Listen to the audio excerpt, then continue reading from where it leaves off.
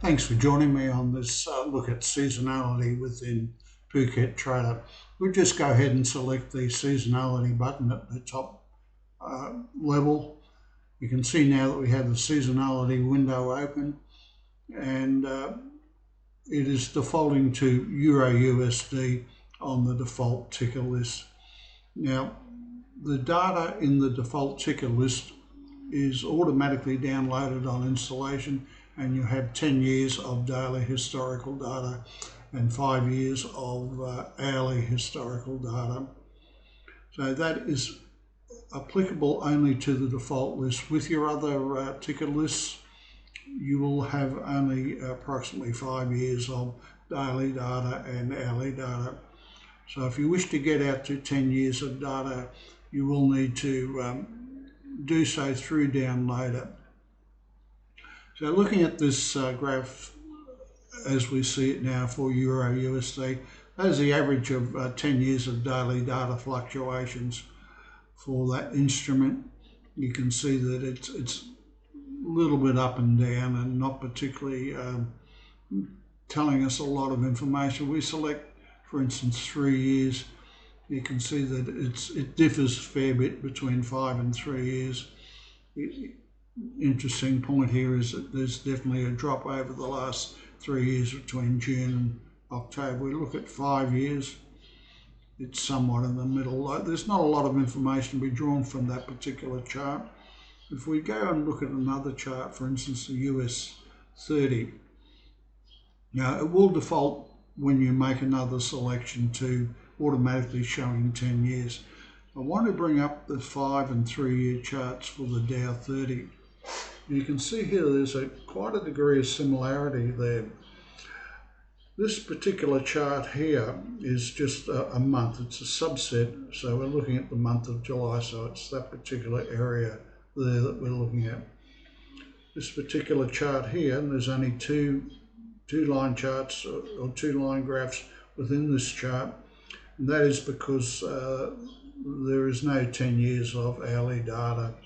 It's only 5 years and downwards for hourly data. So we're looking at the average over the last 5 years for the Wednesday of July the 3rd. Now, just one point about this is no point in looking at July the 3rd over the last 5 or 3 years. We're looking at the first Wednesday of the, well, in this particular case, it would be the 27th week of the year.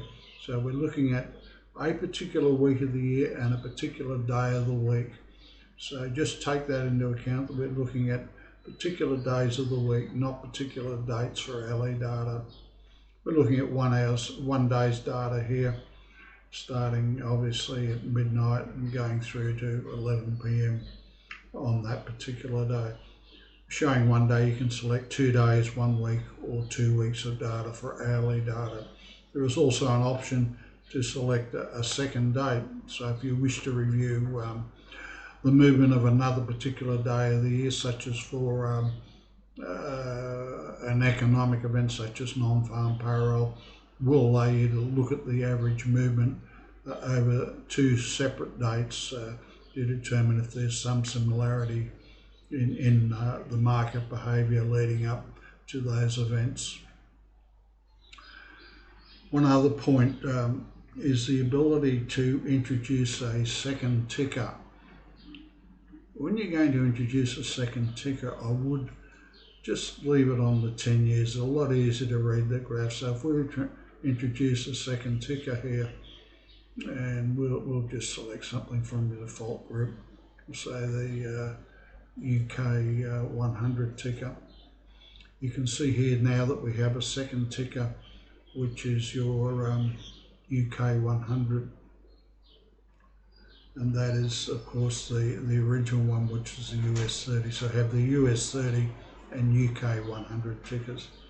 So you can compare 2 different tickers with this seasonality. Just one final thing, with the day of the month, you can select 1 month or 2 months of tickers. But of all the indicators you have available to you to determine your trading strategies, seasonality is possibly the strongest indicator you can get, and as we were talking before, we'll just hide that second ticker and go back to look at 5 and 3 years with that Dow 30. You can see that there are definite tendencies. For instance, in July, we have a real tendency for the market to rise in July in relation to the US 30 index, because that is confirmed by looking at the month by itself. This particular one here is suggesting that on the first Wednesday in July, there's quite a tendency for the market to rise at 1200, and not forgetting that is GMT, so it's 1200 GMT. Now that would reflect to something like 7 o'clock in the morning in the US market, so it means that there's a lot of positive speculation early morning relating to the US 30 index on this particular Wednesday of the year. So the key takeaways from seasonality is you do get indications of seasonal market behaviour, which you should be able to capitalise on when you're making your trading decisions. Well, that completes the discussion on seasonality. There are a lot of ways you can use this, and I would suggest that you do look closer at seasonality. Thanks for your time. If you're enjoying this series of videos, don't forget to subscribe to the channel, and would appreciate the thumbs up. Thank you for your participation.